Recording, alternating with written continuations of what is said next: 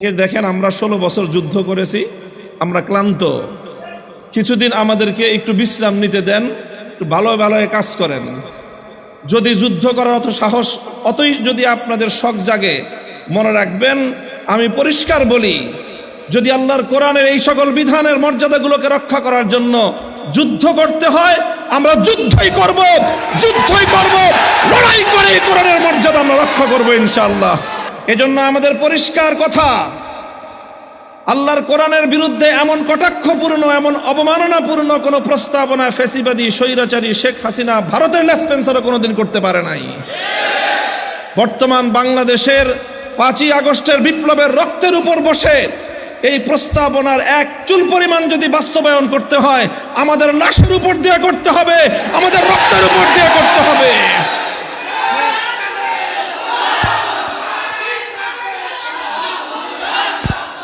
আমরা পরিষ্কার বলতে চাই, নারীর কাঁধে বন্দুক রেখে ইসলামকে ঘায়েল করবার এই দুরভিসন্ধি বন্ধ করুন।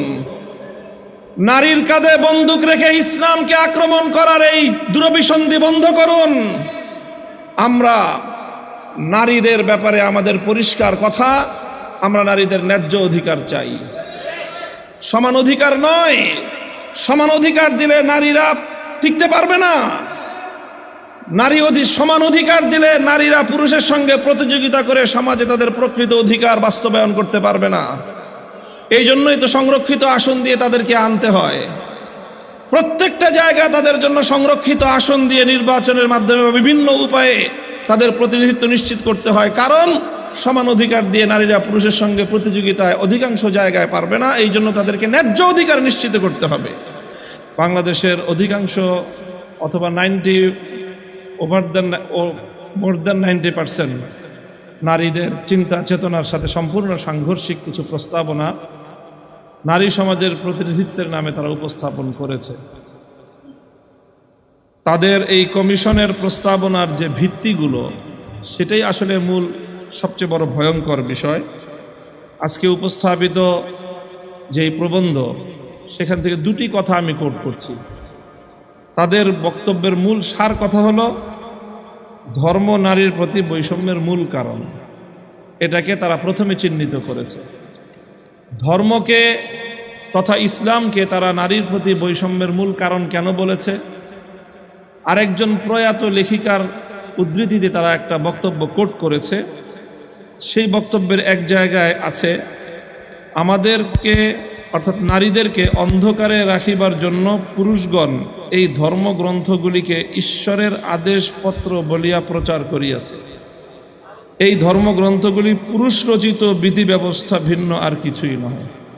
অর্থাৎ তারা বিশ্বাস করে যে এই ধর্মগ্রন্থগুলো আল্লাহর কিতাব না, কোরআন আল্লাহর কিতাব না, এটা পুরুষরা রচনা করে নারীদেরকে দমন করার জন্য এই কিতাব রচনা করেছে। এই হলো তাদের এই পূর্ণ প্রস্তাবনার মূল বুনিয়াদ। কাজেই এই ধরনের একটি প্রস্তাবনা উপস্থাপন করার পরে আমাদের ইসলামী সংগঠনগুলোর পক্ষ থেকে, ইসলামী জনতার পক্ষ থেকে কি প্রতিক্রিয়া হওয়া উচিত?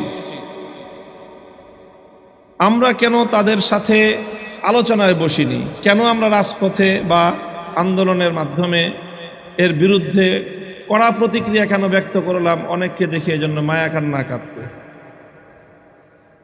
আমার পরিষ্কার কথা যে তারা যথেষ্টই জানে এবং দীর্ঘ একটাই আলোচনা নারী সংস্কার, নারী নীতি নিয়ে দশকের পর দশক ধরে কথা চলে আসছে এবং সেই কথার ধারাবাহিকতায় অনেক আলোচনা হয়েছে।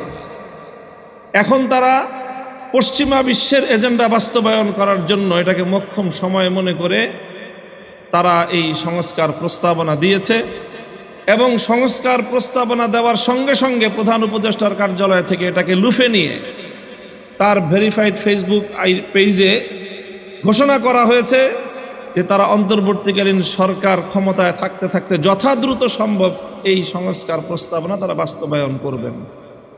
অন্য 10টি কমিশনের প্রস্তাবনার বিষয়ে প্রধান উপদেষ্টার কার্যালয়কে এতটা তড়িৎ ব্যবস্থা গ্রহণ করতে বা ঘোষণা দিতে আমরা দেখিনি যতটা এই বিষয়ে দেখেছি। তার অর্থ হলো এটা গোটা একটা প্রি প্ল্যান একটা পরিকল্পনা। এটা এবং এই প্ল্যানের সঙ্গে প্রধান উপদেষ্টার কার্যালয় জড়িত।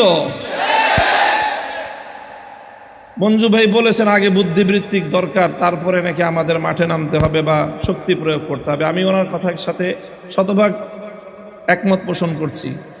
বুদ্ধিবৃত্তিক উপায়ে তাদের এই সকল প্রস্তাবনার এবং এই জাতীয় কার্যকলাপের প্রতিবাদ যথাযথ যৌক্তিক এর উপস্থাপনা কম হয়নি। প্রবন্ধকার বলেছেন যে প্রায় 1000 পৃষ্ঠার উপরে ইতিমধ্যে লেখা হয়েছে। কিন্তু কথা একটা জিনিস মনে রাখবেন যে চোরে না শুনে ধর্মের কথা। এদেরকে এই ধরনের টেবিল টকের মাধ্যমে এই ভয়াবহ কার্যকলাপ থেকে, পরিকল্পনা বাস্তবায়নের পথ থেকে এদেরকে রুদ্ধ করা যাবে না। এজন্য আমাদের পরিষ্কার কথা, আল্লাহর কোরআনের বিরুদ্ধে এমন কটাক্ষপূর্ণ, এমন অবমাননাপূর্ণ কোনো প্রস্তাবনা ফ্যাসিবাদী স্বৈরাচারী শেখ হাসিনা ভারতের লেসপেন্সারও কোনোদিন করতে পারে নাই। বর্তমান বাংলাদেশের 5ই আগস্টের বিপ্লবের রক্তের উপর বসে এই প্রস্তাবনার এক চুল পরিমাণ যদি বাস্তবায়ন করতে হয়, আমাদের লাশের উপর দিয়ে করতে হবে, আমাদের রক্তের উপর দিয়ে করতে হবে।